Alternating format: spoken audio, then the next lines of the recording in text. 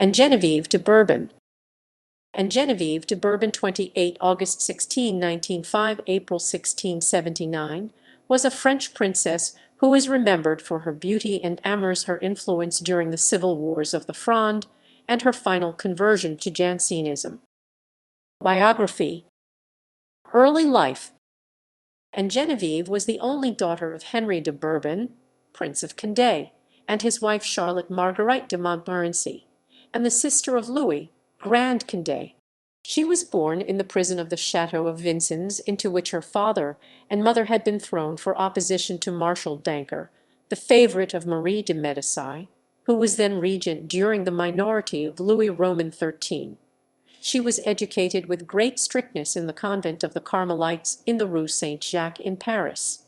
Her early years were clouded by the execution of Henry of Montmorency, her mother's only brother, for intriguing against Richelieu in 1632, and that of her mother's cousin, the Count Francois de Montmorency Bougainville, the goddess of peace and concord.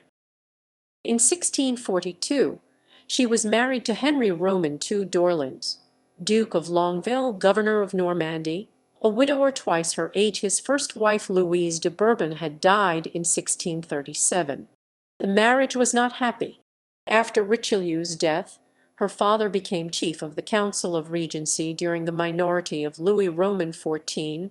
Her brother Louis won the great victory of Rocroi in 1643, and the Duchess became of political importance. In 1646, she accompanied her husband to Munster, where he was sent by Mazarin as chief envoy, and where she charmed the German diplomats who were negotiating the Treaty of Westphalia, and was addressed as the goddess of peace and concord. La Fronde. On her return, she fell in love with the Duke of La Rochefoucauld, the author of the Maxims, who made use of her love to obtain influence over her brother, and thus win honours for himself.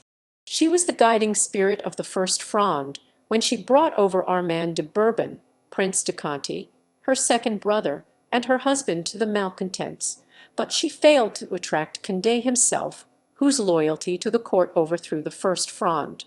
It was during the First Fronde that she lived at the Hôtel de Ville and took the city of Paris as godmother. The peace did not satisfy her, although La Rochefoucauld won the titles he desired. The Second Fronde was largely her work, and in it she played the most prominent part in attracting to the rebels first Condé and later Turenne. In the last year of the war, she was accompanied into Aquitaine by the Duke of Nemours, an intimacy which gave La Rochefoucauld an excuse for abandoning her and to immediately return to his former mistress, the Duchess de Chevreuse. Jansenism, a refuge from disgrace. Thus abandoned and in disgrace at court, the Duchess betook herself to religion. She accompanied her husband to his government at Rouen and devoted herself to good works. She took for her spiritual director the Abbé Antoine Singlin (1607–1664), famous in the history of Port Royal. She chiefly lived in Normandy until 1663, when her husband died and she came to Paris. There she became more and more Jansenist in opinion, and her piety and the remembrance of her influence during the disastrous days of the Fronde, and above all the love her brother, the great Condé, bore her, made her conspicuous. The king pardoned her, and in every way showed respect for her. She became the great protectress of the Jansenists. It was in her house that Antoine Arnauld, Pierre Nicole, and Noël Alain, author of De la Grace Victorieuse, were protected, and to her influence must be in great part attributed the release of Louis Isaac Le Maistre de Sacy from the Bastille, the introduction of Simon Arnauld, Marquis de Pomponne, into the ministry. Her famous letters to the Pope are part of the history of Port Royal, and as long as she lived the nuns of Port Royal des Champs were left in safety. Her elder son resigned his title and estates, and became a Jesuit under the name of the Abbé d'Orleans, while the younger, after leading a debauched life, was killed leading the attack in the passage of the Rhine on June 12, 1672. As her health failed, she hardly ever left the convent of the Carmelites in which she had been educated.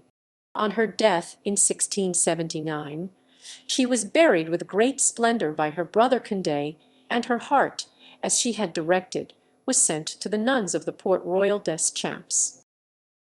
Authorities on the Duchess. The chief authority for Madame de Longueville's life is a little book in 2 volumes by Villefort the Jansenist, published in 1738. Victor Cousin has devoted 4 volumes to her, which, though immensely diffuse, give a vivid picture of her time. See also Saint Beuve, Portraits des Femmes 1840. Her connection with Port Royal should be studied in Arnold's Memoirs, and in the different histories of that institution. Children. Charlotte Louise, Mademoiselle de Dunois 1645–1664, Jean Louis Charles d'Orleans, Duke of Longueville 1646–1694, Marie Gabrielle 1646–1650, Charles Paris d'Orleans, Duke of Longueville 1649–1672. Ancestry. References